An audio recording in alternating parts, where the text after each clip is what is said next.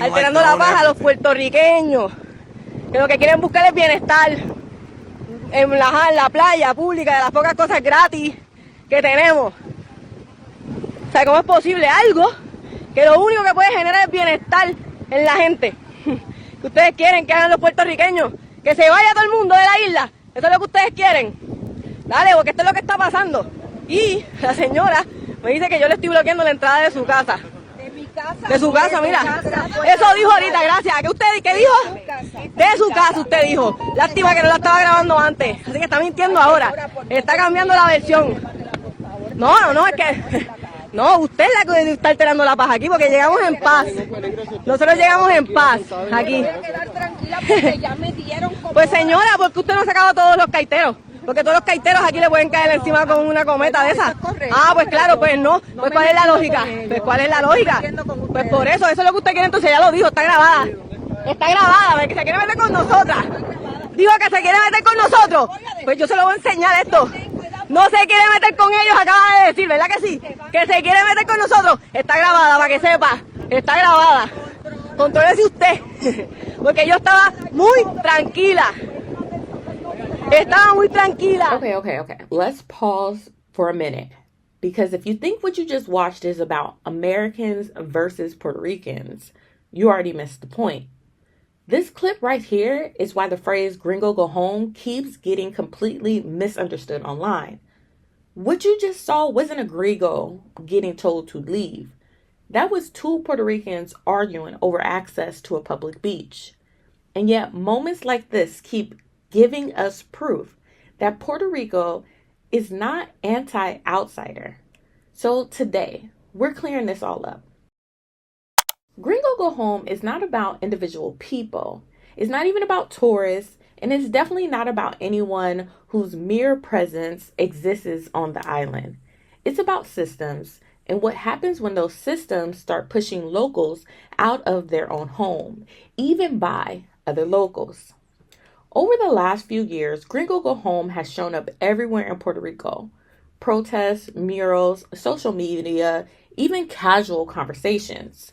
And off the island, especially online, it keeps getting translated into Puerto Ricans hate Americans.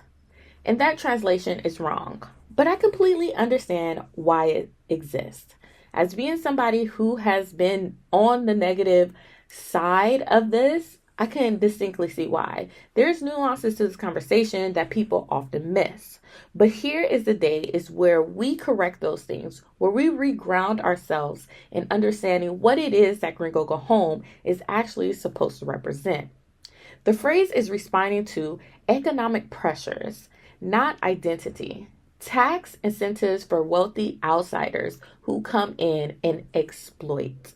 Property speculation, rising rents, locals being priced out. And the moment people push back against those systems, the conversation magically shifts to policing people. This matters because when you turn a systematic critique into a personal insult, you derail the entire point. You start trying to make people fit in boxes, and when they don't fit in there, your argument falls apart. That beach clip, that wasn't xenophobia. That was a fight over access, space, and rights. Puerto Rican beaches are public by law. No one owns the ocean view, no matter how close their house is. The sea does not care about your property line. You can't understand this phrase without the history behind it. Puerto Rico has been shaped by outside control for over a century. Politically, economically, and culturally. I mean, Puerto Rico only exists due to colonization. So when people say gringo, they're not talking about a random tourist with a pina colada. They're talking about colonial power, extraction, and displacement. That's why Gringo Go Home shows up alongside phrases like Puerto Rico is not for sale, it's not about vibes, it's about survival. Here's where nuance matters and where people lose it.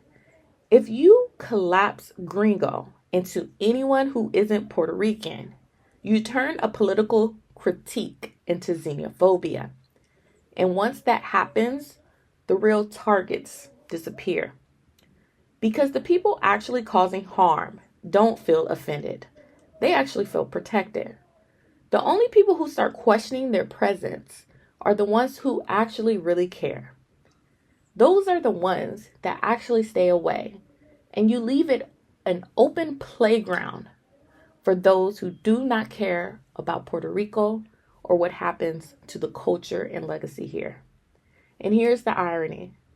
When you make Gringo Go Home about individuals instead of systems, you scare away people who might actually respect the culture, support the economy responsibly, and stand in solidarity. Meanwhile, the people who don't care, they're not going anywhere. That's how movements lose focus. Not because they're wrong, but because the message gets twisted. Gringo Go Home is not about who you are. It's about what you do and which systems you benefit from. If you understand that, you're not the problem. And if you don't, that's when the phrase starts making you uncomfortable. If you like this video, you'll really be sure to like this one. And with that being said, stay beautiful, stay blessed, stay black. This is Jade, and you're watching Get Into the Black. Bye-bye.